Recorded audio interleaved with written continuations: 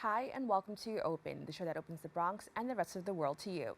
I'm Kibin Alleyne, and today we'll update you on what's happening in and around our borough.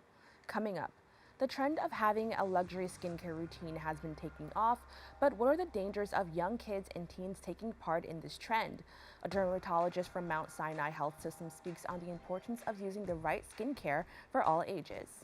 Then the Signal Fund launches with $15.6 million raised and aims to prioritize founders with overlooked potential for scalable social impact. We are joined by the Chief Operating Officer of Echoing Green to learn more about this financial tool.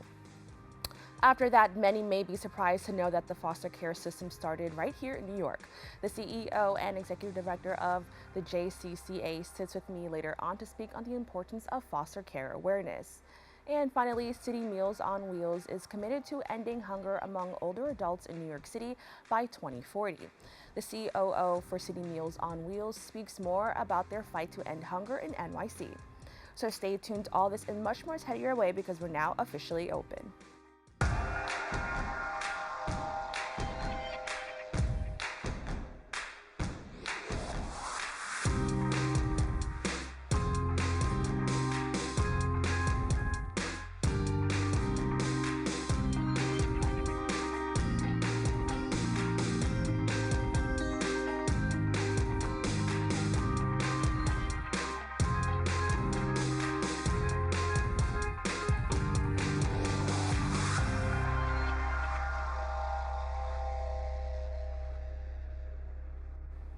Hello everyone, I'm Kim Alleyne and today is Tuesday, June 4th. You are now watching Open, a program that brings the Bronx and New York City straight to you. Don't forget to stay connected with us via social media at BronxNet TV. Luxury skincare products are becoming more popular among children and preteens ages 7 to 13. Drawn to the shelves of stores like Sephora and Ulta, tweens and teens are buying a variety of skincare items, including anti-aging creams, moisturizers, and acne serums. Dr. Helen He, a dermatologist for Mount Sinai Health System, joins me to discuss the potential impact of these products on younger skin. Doctor, thank you so much for joining me. Thank you so much for having me. Now, this is a really interesting topic, and I'm so excited that we have you here to talk about this. But I want to jump right into it. Why have children and teens become so interested in skincare and preventative skincare health measures? I think a major reason for that is because we are currently in the digital age where information is more readily accessible than ever before. And of course, social media plays a huge role in this as well.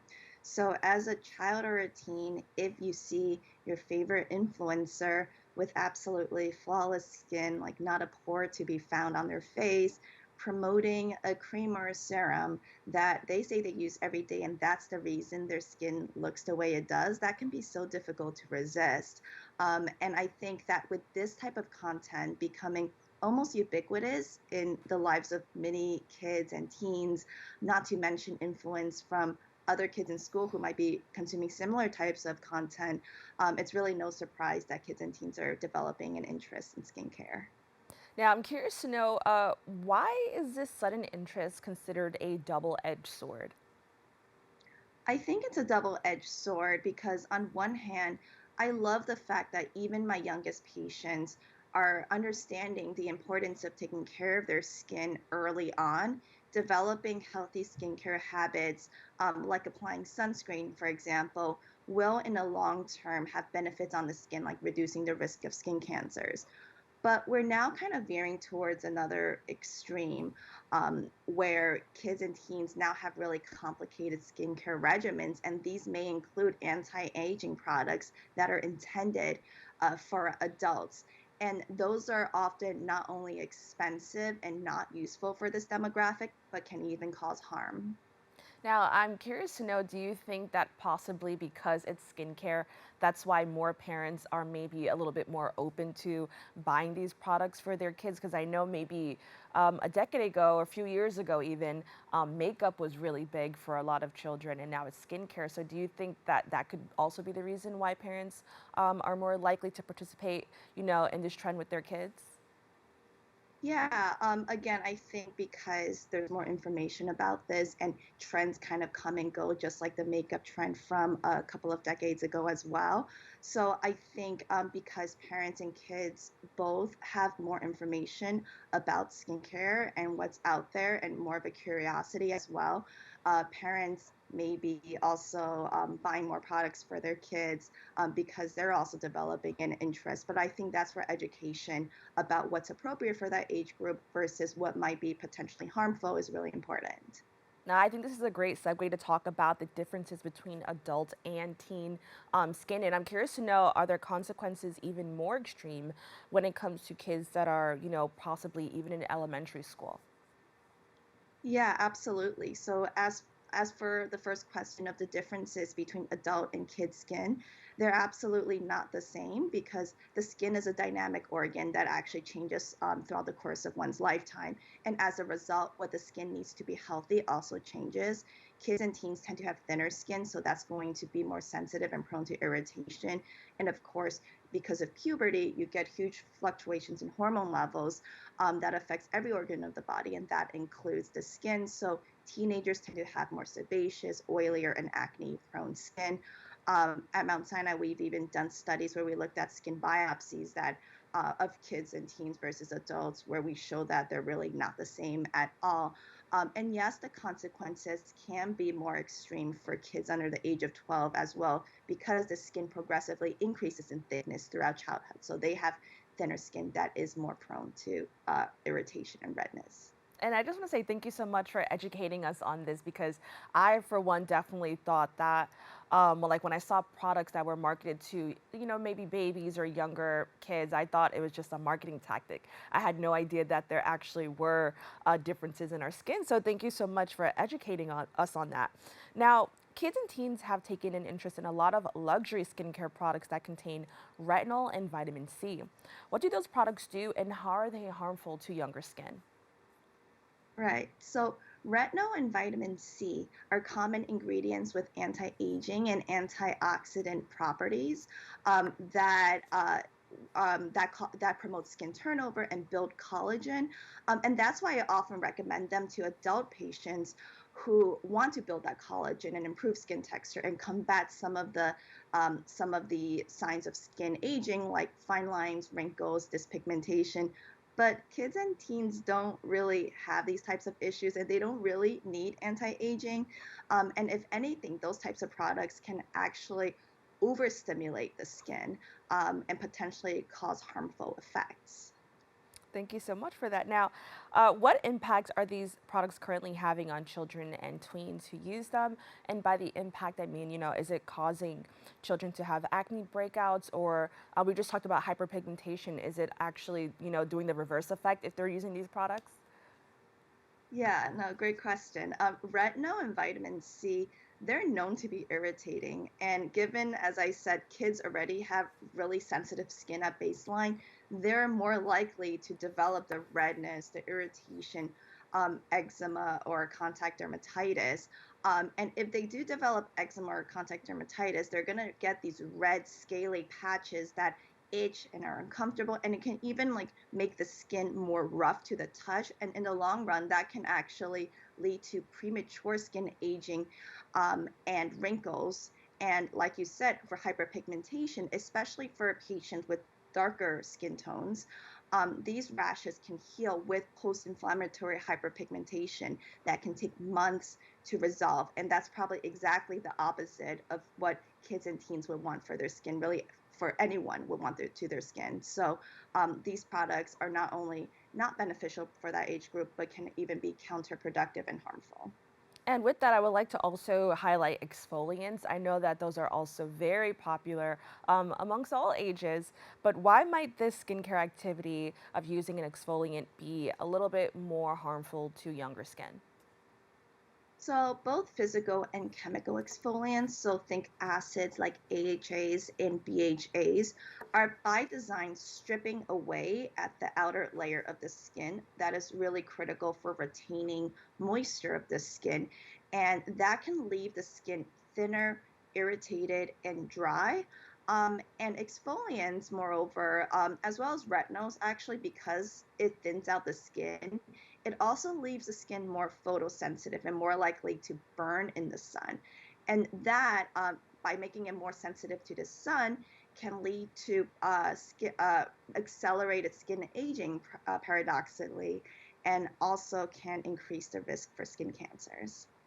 Now, how should parents address this new interest kids have in a way that isn't dismissive? And with that also, are there any products that parents can look to that are safe for kids to use? I think, again, the fact that kids are expressing an interest in skincare is actually really a wonderful thing that should be encouraged. I think it may be productive for parents to have conversations with their kids about what exactly are the skincare needs that they want to address. Is it their eczema? Is it their acne? And why is it that they want to buy this specific product? Like, what makes it so appealing?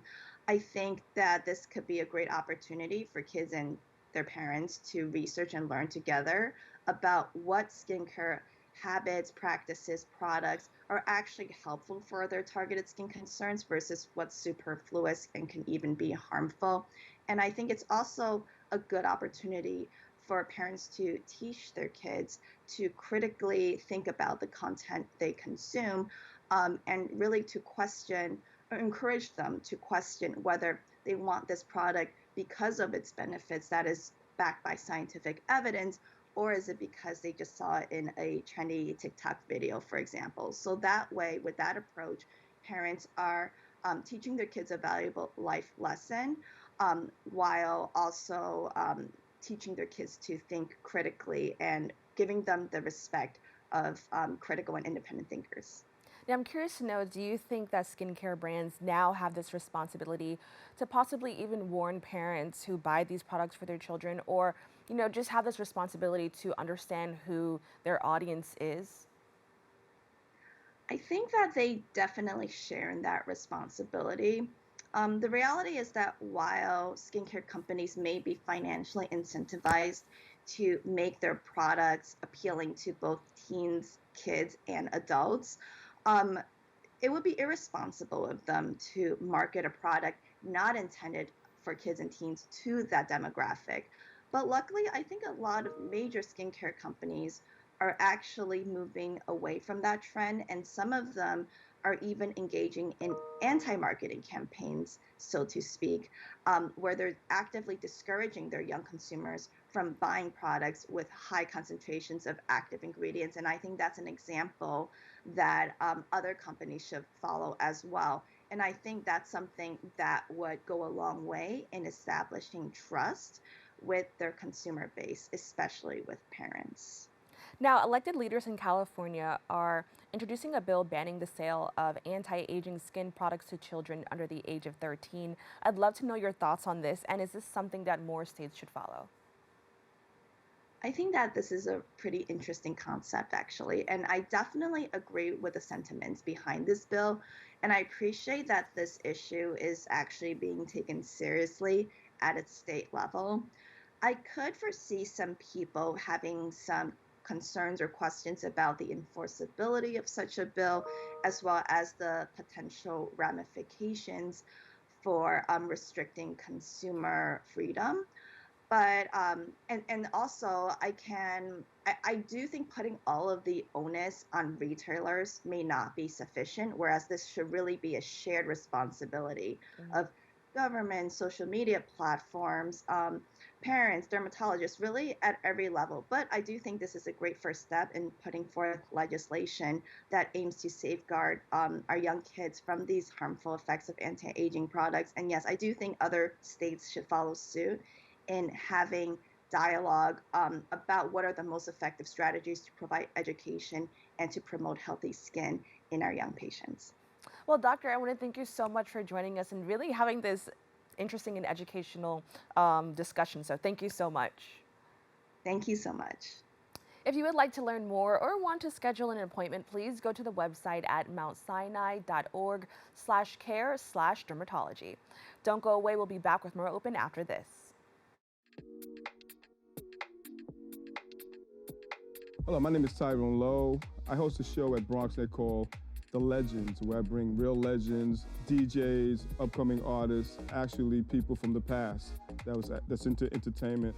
I want to thank BronxNet. First of all, I want to thank for the 30 years of them actually being active here. It has opened a lot of doors for me to the point where I'm branching off to have my own network. Fulfill your dreams here. That's all I have to say.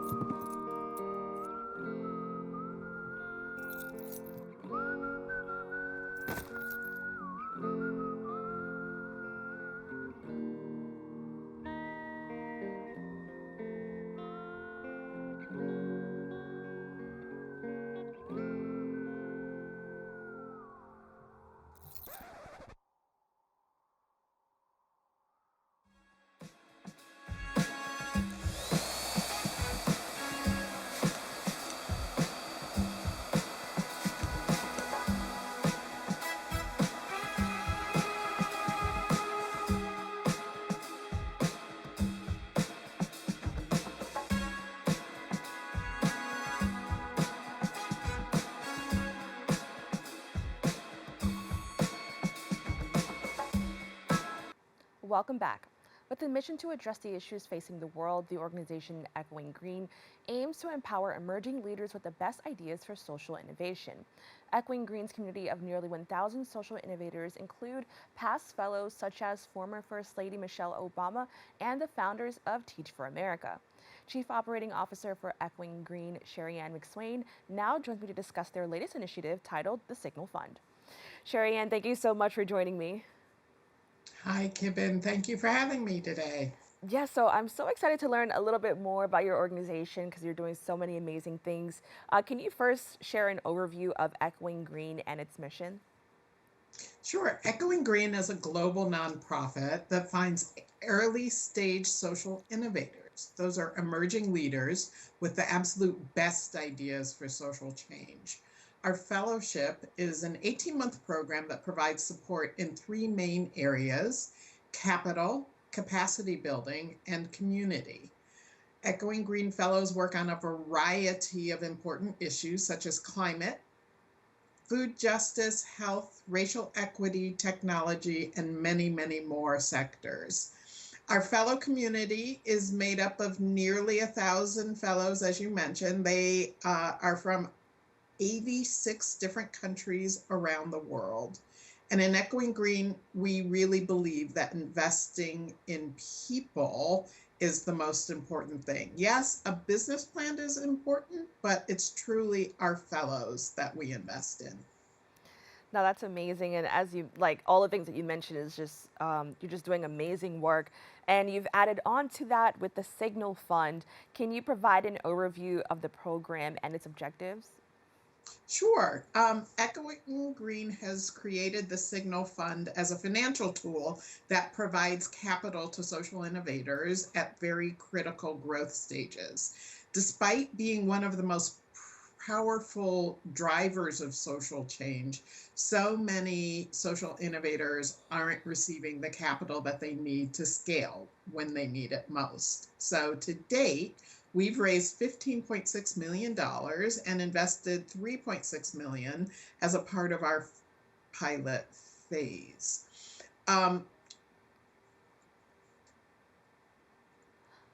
with that, I definitely like to learn a little bit more about the inspiration behind, what sparked the creation of the Signal Fund. You know, Echoing Green has been around for 36 years, and since our founding, we've tested a variety of funding mechanisms to invest in social innovators.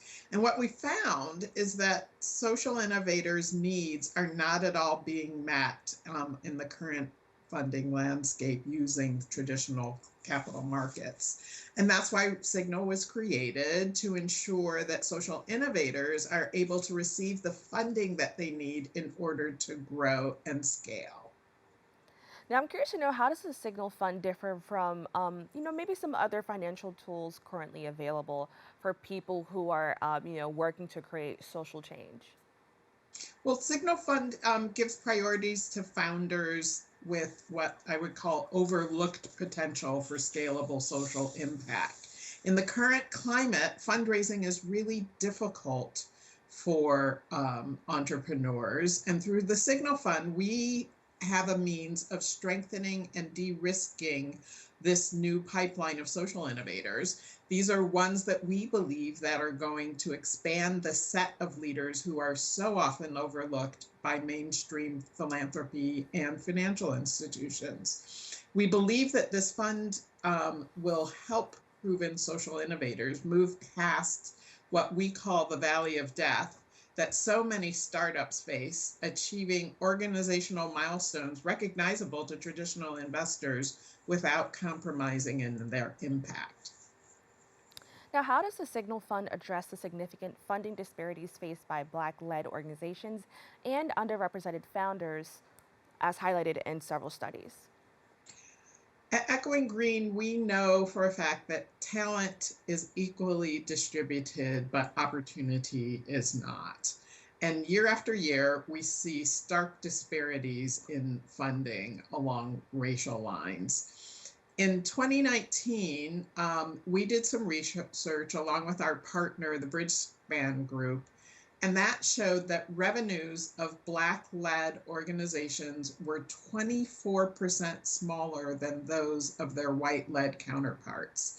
And the unrestricted net assets of Black-led organizations were 76% smaller than their white-led counterparts. In the mainstream capital space, a 2023 study by McKinsey was able to reveal some similar disparities with startups by underrepresented founders, including women. Those founders were receiving only 43% of the funding compared to their white male counterparts. Really, this is a risk-averse funding sector that leads to too many emerging leaders unable to receive support. Now, what are some of the key challenges social innovators face when, trying to seek or obtain funding? One issue is that social enterprises are often considered to be too high risk for traditional investors, despite the extraordinary potential for impact. And by infusing capital at a particularly critical time, the Signal Fund investments make it possible for social enterprises to navigate that valley of death, to achieve sustainability and unlock innovation and impact that would otherwise go unrealized. Now, what criteria was used to select the initial recipients of the Signal Fund? Well, right now, the fund is open to Echoing Green Fellows, our own fellows, and as part of a 2-year pilot program, Signal is going to be making 20 investments in Echoing Green Fellows. The fund has already distributed about $3.6 million to 12 Echoing Green Fellows. Now, the Signal Fund recipients are driving transformative impact in various areas. Can you provide some specific examples of the impact their organization is making? Sure. I'd love to share with you 2 of the investments that we've made with New York City-based fellows. The first is Donnell Baird. He leads an organization called Block Power, which is a climate technology company that's contributing to the green economy and supporting the transition to renewable energy sources by making city buildings greener, smarter, and healthier overall. A second example from somebody that's in New York City is Jelani Anglin. He heads Good Call, which is an organization that seeks to reduce mass incarceration and empower communities impacted severely by the criminal justice system. Now, how do you envision the Signal Fund, continuing to drive social change and innovation globally? Well, as a result of our initial investments, the Signal Fund recipients have already leveraged an additional $18 million in funding for their organizations. That's absolutely huge. And Signal is aiming to test all of this through our new funding model. And we hope that we're going to be disrupting the current funding landscape that seems to be misaligned with the needs of social innovators and what the capital markets are interested in doing. Ultimately, we want to see social innovators receive funding that is critical such that they can grow and scale and increase their impact. Now, what other resources or networks Echoing Green Fellows have access to? Echoing Green is able to leverage our global network of solution-driven professionals and industry leaders in order to support our fellows both today and into the future. From our well-being and spiritual self-care to financial and business strategy, fundraising, for essential capital, our fellows are guided with critical and timely advice as they navigate the social entrepreneurship and social impact fields. After their 18-month fellowship program, Echoing Green Fellows join a lifelong community of the nearly 1,000 fellows around the globe. And as we like to say, once a fellow, always a fellow. That's amazing. So, what advice would you give to new social innovators seeking to become an Echoing Green Fellow? Kibin, my best advice would be that new social innovators need to practice self-care whenever they can. They need to make time for it. Being an early stage social entrepreneur is really taxing, especially for leaders of color. Burnout is a huge issue, especially in the nonprofit sector.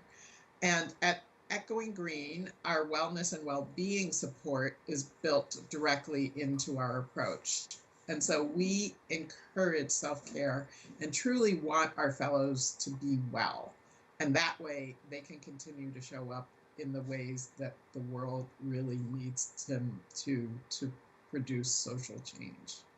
Well, Sharyanne, I want to thank you so much for joining us and, telling us a little bit more about the community Echoing Green has built and the work that they're doing to, as you mentioned, create change in the world. So thank you so much.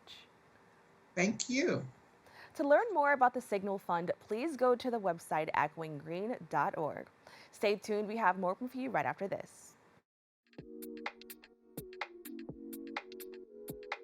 The ability to have my show during this time is helpful because I can stay connected with my friends, still interview people, and share my content.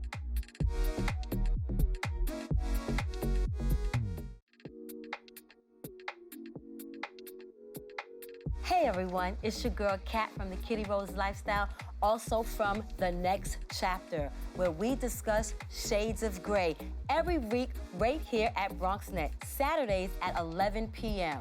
Wow, 30 years. 30 years of BronxNet public access television. I'm a girl from Brooklyn and came to the Bronx 25 years ago, started my journey on BronxNet on public access television in 2016, and BronxNet is where I got my start. BronxNet, I feel like, is a home away from home. They support all of my endeavors, and I wouldn't have been able to be on any of the other channels if it wasn't for the fundamentals that I learned right here at my start here at BronxNet. So I am so appreciative. My son says I should stop telling people I'm from Brooklyn because I've been here now, Bronx Strong, for 22 years. So I'm so grateful, and I wish you much success in 30 years, 30, 30, 30, 30, 30, 30, 30, 30 more, because public access is necessary so that people like myself can have a voice. Yes, BronxNet, it's your girl Kat from Kitty Rose. Check me out every Saturday at 11 p.m. right here, Channel 68, The Next Chapter, where we discuss shades of gray. Mwah. Welcome back. In May, many child welfare organizations highlight Foster Care Awareness Month. The JCCA, formerly known as the Jewish Child Care Association, aims to place infants and children in foster homes while their families work to overcome hardship and challenges. With over 200 years of service in New York, the current CEO and Executive Director, Richter, joins me to discuss the organization's efforts to enhance support for children and families in need. Ron, thank you so much for joining me. Thank you. Now, as I mentioned in JCCA, it's just basically been over 200 years of service. How has the organization evolved over time? So I think one thing that JCCA feels strongly about is ensuring that we are always trying to be innovative about how we provide social services. And so I'd say the biggest part of that evolution is working hard to keep children out of foster care, to provide preventive behavioral health services in communities, and also to provide families that come to the attention of child welfare authorities with strong preventive services so that children don't have to come into care. That's really how we're trying to innovate. Now, there's a very interesting history behind the JCCA. It, as I mentioned, was an orphanage for Jewish children. And obviously today it has changed a little bit. So can you tell us a little bit more about the state of child welfare at the time when it first began? Of course. So at the time that JCCA began in the 1800s, there were many Jewish immigrants coming to the United States, and many settled in New York. However, they did not have the resources to support their children. Many women were identified by law enforcement as unable to care for their babies, and those children would be removed by the police and then often put in hospitals. And in the 1800s, the city reached out to philanthropists, in our case, Jewish philanthropists that had come in the 1600s from Germany and Holland, and asked them to put money together in order to care for these Jewish children. And right on through the 1960s and early 70s, JCCA only cared for Jewish children, much like other charitable organizations. The law changed, and now we take care of all children. Now, in what ways does the organization ensure that children and young people in foster care receive quality care? It's one of the biggest challenges we confront, and bringing us right up to recent times, we saw the pandemic really impact our ability to continue to hire strong professionals, and we are committed to quality service. I would say that the reason we can provide the type of care we do is because of an amazingly strong and committed staff. And I would say that one of the biggest challenges confronting organizations like ours today is just the incredible competition for strong social workers, strong nurses, well-trained people. And therefore, it's so important that we have excellent supervisors available. But I would say workforce is our biggest challenge today. Now, Foster Care Awareness Month just passed in May. In addition to placing a child in care, what other services and support make up the foster care system we see today? Right, so we do an enormous amount to provide strong medical and mental health care, not just to the child who's coming into care, but also to their parents. Because, of course, the goal of foster care is for children to return home once the level of risk to them has been reduced. And so we try very hard to provide concrete need services to families that are struggling with a child in foster care. Do they need help having their rent paid? Do they need help accessing food and other sorts of resources to support their household and ensure that their children can be safe there? And of course, we provide substance abuse treatment for those parents that need it, and a range of other services to really build the family dynamic and to support family functioning. So we do a whole range of services, but the goal here is to ensure that parents have what they need, including capacity to safely care for their children. And then can you just expand or talk about the importance of addressing the mental and emotional health of children and young people in foster care, as well as their families? Yeah, I would say that the need for strong mental health services is greater than ever. We have seen the occurrence of anxiety and depression among young people, particularly teenagers, resulting from the pandemic. So that period of social isolation, the lack of going to school, the lack of seeing friends, playing organized sports and other activities really impacted a young person's outlook. And so what we have seen is the need for higher end behavioral health services. And of course, any child that is separated from their family and comes into care already has experienced a trauma. And so we really do need to focus our attention now more than ever on addressing those behavioral health needs wherever the child is, at school, at home, however we can. Now, as the landscape of the child welfare and foster care system in New York City changes, how is it currently impacting outcomes for young people and their families? So we think that we're moving in the right direction by caring for children and their families while children are at home. So really trying to prevent removals whenever that can be safe. And of course, that means being really attendant to the family and listening to them and hearing what their experience is and how we can meet them where they are. And our goal at JCCA is to really try to figure out what a parent thinks they need to help make suggestions, to help coach. But at the end of the day, children and parents love each other. It is rare that you see a case where there isn't a deep commitment on both sides. The question is, how can we strengthen the capacity of the parent? And we're always trying to do that with resources and with well-trained social workers who are compassionate and who listen. Now, as a former commissioner of the NYC Administration for Children's Services, you had a bird's eye view of the system at large. Where do you see the most progress, and alternatively, where do you still see room for improvement? So I would say there is room for improvement in how we assess safety. And that will always be a challenge in child welfare. Nobody wants to remove a child unnecessarily.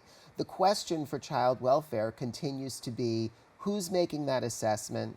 Are we leveraging the best innovative social science to support those assessments?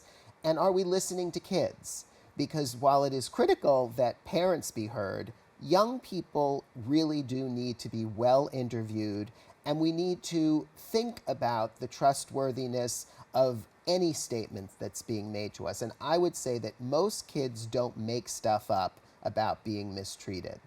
I think the best thing about our child welfare system in New York City is that we are a national leader in providing strong and science-based preventive services, so that we know that the intervention that we're using, whether it's functional family therapy or multisystemic therapy or child and parent psychotherapy, these are interventions that have been demonstrated to really work, so that you're not in a family's life forever and ever. You're doing something to support them with the appropriate dose, that's what it's called, and then hoping to see a family sustain the improvements in safety and functioning and living without the child welfare system. Now, with that being said, JCC offers a continuum of care for young people, not only those in your foster care programs, but overall. Can you share with our listeners what that entails? Yeah, so we provide a range of services from community-based preventive behavioral health for perhaps a family that's in a DV shelter and is just struggling with ensuring that their child is okay and functioning well, to preventive services, as I indicated. JCCA is proud to have the first Youth ACT team in New York City, which is a family-based program where young people that have very significant behavioral health needs and diagnoses are supported by a team, including mental health professionals, medical professionals, to really shore up their family so that they can be in the community safely. And then, as I described, we do preventive services. We do two kinds of foster care for children that need to come in to care for safety. And then we provide residential services for children who have very high acuity and also struggle with developmental disabilities. So we go all the way from the light touch behavioral health service to the deepest end service for children that are really struggling, as are their families. Now, as mentioned, May was Foster Care Awareness Month, but now that June has arrived, it's Pride Month, and I think it's so important to discuss this. What is the importance of having foster parents who identify as members of the LGBTQIA community, and how can that be helpful for young people in the system? So, obviously, pride is very important in the foster care system. There are a disproportionate number of young people that identify as LGBTQIA in care across the country. Many of those young people are drawn to New York City because it's considered a place that is accepting. The fact of the matter is that whether a foster parent identifies as LGBTQIA or not, we need foster parents that are going to affirm children's core, who they are. And as everyone knows, adolescents are figuring out who they are. So they should come into care and be in homes where people are accepting and will give them space to figure out who they are. Kids in care are just like kids everywhere. They're each different, they have different ideas, different thoughts, different interests. It is up to us to have foster parents who are going to encourage that development and who are also going to work with parents. We need foster parents who understand that they are there to foster the relationship between that child and that parent so that that family can be reunited. And I think that it is an area where we are making improvements, but certainly if anybody out there is interested in fostering, they should either dial 311 or call us. Our website is jccany.org and get information about how they can support young people. And, I'm so glad that you mentioned just the reality that there are a lot of LGBTQIA children and young people because, just throughout research, it shows that a lot of children in that community tend to be more homeless or deal with, a lot of familial issues. So thank you so much for kind of highlighting that, especially now that we're in June. So I definitely wanted to highlight that. How can, viewers take action to better support young people in foster care system? And with that, I'll expand. How can teachers or, people in these children's lives, better support them? Yeah, so I really think it's important for us to understand that in 2024 in New York City, it is very difficult to get into foster care. That families have really experienced significant trauma before a child is removed. We really do everything we can to prevent that removal. In 1990, there were 50,000 children or so in foster care from New York City. Today, there are fewer than 7,000.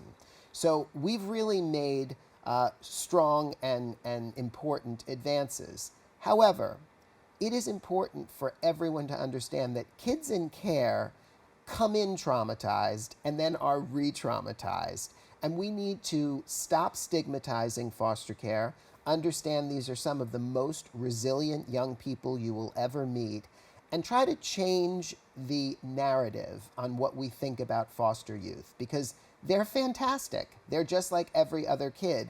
They've just been hit with some incredibly difficult circumstances. So I would say what we can do is stop thinking about foster kids as some monolith and realize that we can be mentors for foster kids, tutors for foster kids, and you're going to meet a kid just like yours, except they've unfortunately encountered some really difficult waters. Well, Ron, I want to thank you so much for joining us and, educating our viewers about foster care and highlighting the importance of foster care awareness. So thank you so much. Thank you. If you want to know more about the work the JCCA is doing to help the foster care system, please visit their website, which is seen on the screen below. We have to take a quick break, but we'll be back with more Open after this.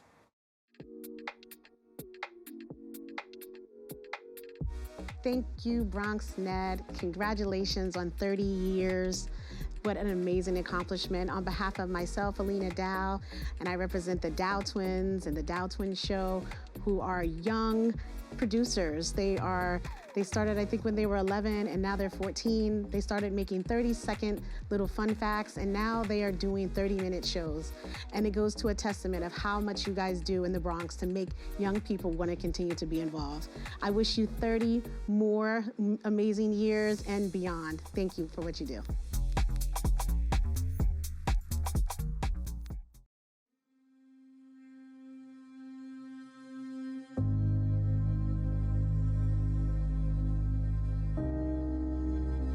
Only 57% of New York City high school students are college ready by their senior year.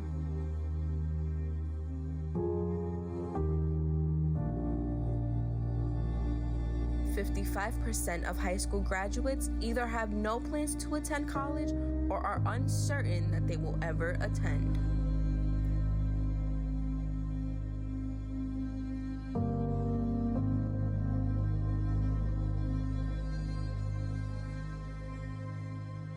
"34% of young adults don't go to college because they can't afford it.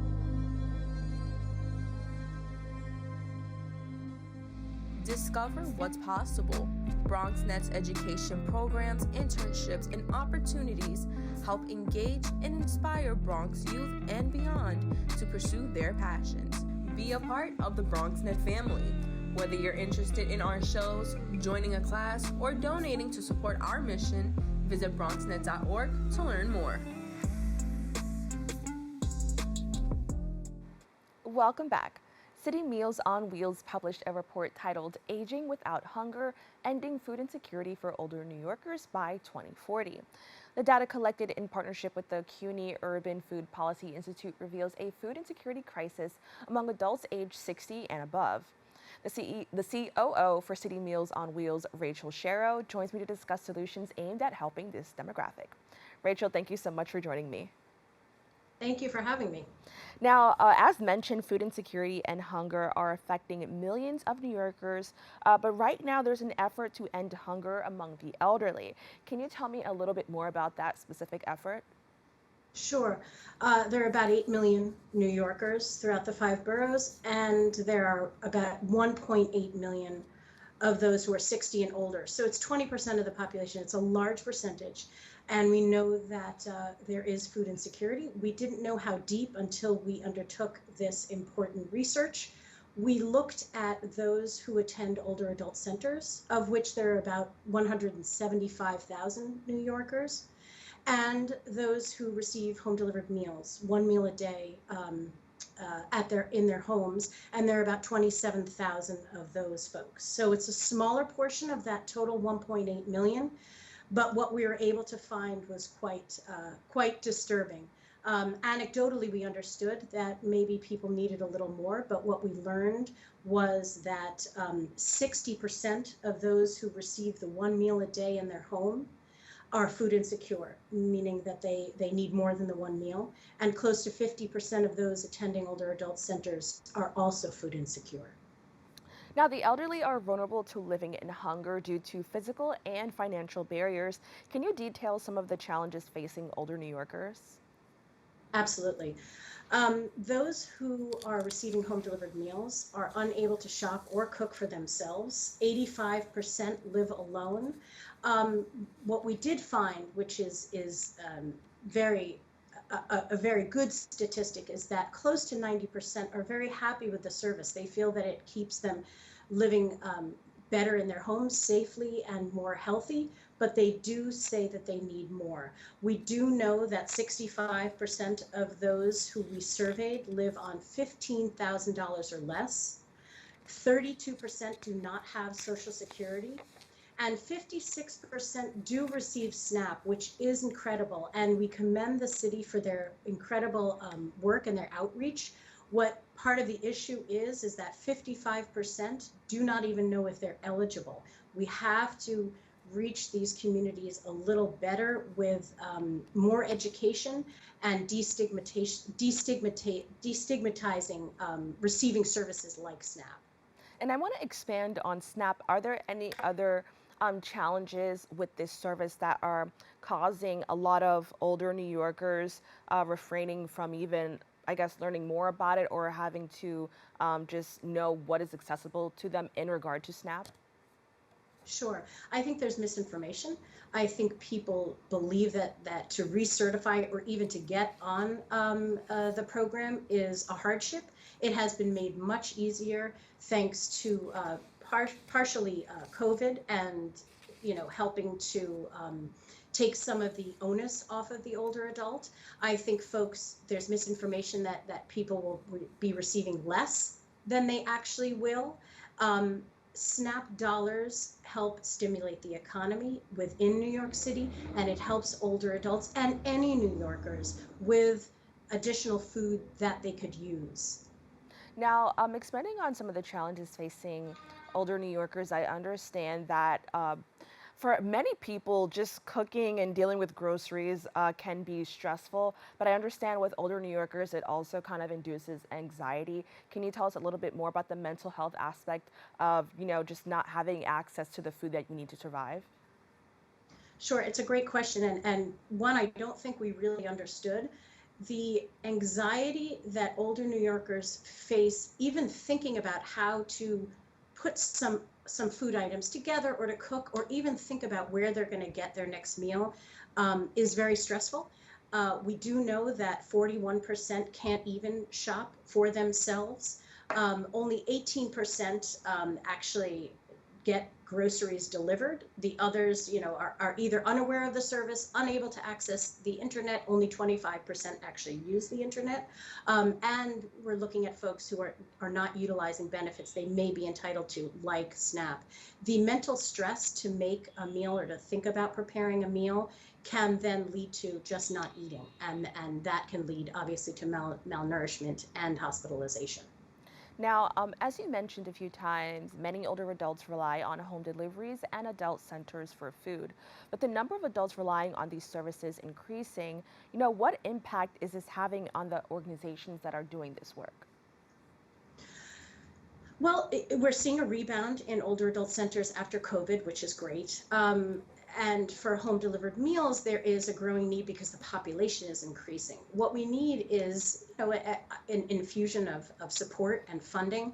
The Department for the Aging receives less than 1% of the total budget for New York City, even though the number of older adults is close to 20% of the total population. So there needs to be a right sizing in our society. We need to support our local officials in more funding and better infrastructure, and we need to support them in pushing the state and the federal government in infusing more funding into the city. The city spends a tremendous amount. The dollars are not equal to what the state and the feds put in.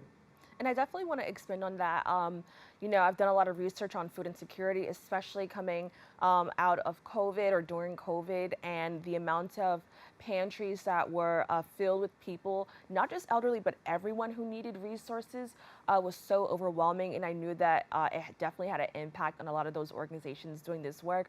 So I was really just glad to see that Citymeals is trying to do some work to kind of address this issue head on. Now, I understand that Citymeals believes that food insecurity for older adults can be eliminated through modernizing public programs. What does this mean, and what will it take to achieve that goal? Well, that's one of our goals. We do think that we know that hunger is a solvable problem. Citymeals on Wheels cannot do it alone. We are looking to partners, government partners, local community-based organizations, and just typical New Yorkers to help support this. Part of what we talk about in the study, in the research, is modernizing the current infrastructure of older adult centers and the home delivered meal program. That's going to take a lot of creativity and ingenuity, but many of the kitchens could be updated and modernized to produce more, or to be working longer hours than the typical 9 to 3, let's say, when older adult centers are open, so that we can offer meals at different times when maybe community members or older adults who are watching their grandchildren can bring them in for a later meal, things like that. Now, another goal for the organization is to expand on the existing programs, but also launch new programs. Can you tell me a little bit more about that effort? Sure, we will be launching some new programs over the summer, so we'll be excited to share that then. We will be expanding some of our current programs, like our mobile food pantry. Many of our recipients are unable to access food pantries because of the hours, or because they cannot physically get there, or physically take the food home. We bring that food directly to them. We also want to expand our fresh produce program, which works similarly to those who just don't have access to fresh produce in their communities because of financial restrictions or geographic or physical issues. So some of those programs we want to expand so that everybody has food whenever they need it and they have healthy options. Now, we're seeing a lot of work from different organizations, and even New Yorkers themselves have done things to kind of support those who are hungry, like the fridges on the sidewalk, and they'll put, food in there, which are all amazing things. But what can New York City's elected officials do to ensure that fewer New Yorkers go hungry? Well, we want to work with them to push the state and the federal government to renew and update things like the Older Americans Act, which talks about and has legislation on older adult centers and home delivered meals, making them more flexible so that there can be more meals delivered or different hours for older adult centers to be open, things like that. And to really donate time and money to these efforts to a variety of different providers, including local pantries. Now, Rachel, what resources are available to seniors that are currently facing food insecurity, and what are some steps that they can take? Well, they can go to our website, citymeals.org, and look for some of the programs, but they could also sign up for home delivered meals. The City of New York, through the Department for the Aging, has a website where you can also look for services or where your local older adult centers are. And 311 is helpful for local food pantries as well. Thank you so much for sharing that. I definitely think it's so important because I come from a community. Obviously, this is New York City, so there are elder adults everywhere, and I don't think many know that they can have food delivered to them. So thank you so much for sharing that piece of information. Now, something that I do think is very important is that although we are looking to our elected officials to make change, there are things that everyday New Yorkers can do to help with this. So how can viewers and even organizations support City Meals' effort to end food insecurity? Well, again, they can go to our website, citymeals.org. They can volunteer time, money, or partnership. We would love to work with as many organizations as possible to make this happen, to end elder hunger by 2040. Again, we cannot do it alone, so we're looking forward to many new partners and those that we have been working with for many years to continue this valiant effort that we feel that really can be ended and solved by 2040. And just to highlight the aspect of different organizations, are there any qualities of organizations that you look in that you would want to have, be on the team to help end food insecurity in New York City by 2040?